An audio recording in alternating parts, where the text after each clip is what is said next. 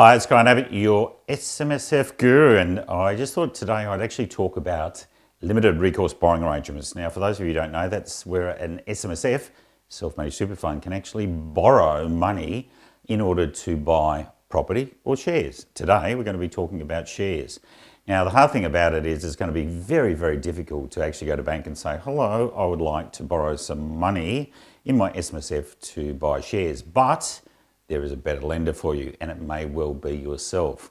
If you've got equity, for example, you've got an offset account, or for those of you in business, you might well have a bucket company that's got a bit of cash there. Both of those can be linked to the self-managed superannuation fund in order to acquire shares. Now, obviously, you can acquire listed shares from yourself, but you can't necessarily acquire unlisted shares. But if you acquire listed shares, might be a capital gain, but you can claim a tax deduction for it. Everything's absolutely perfect.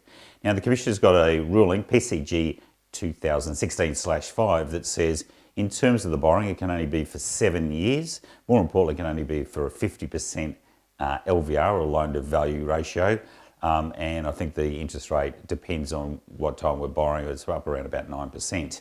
So again, it's a very attractive option. When we do this particular structure, we have to buy the shares of the same type in bulk. So for example, it might be 10,000 shares, might be whatever.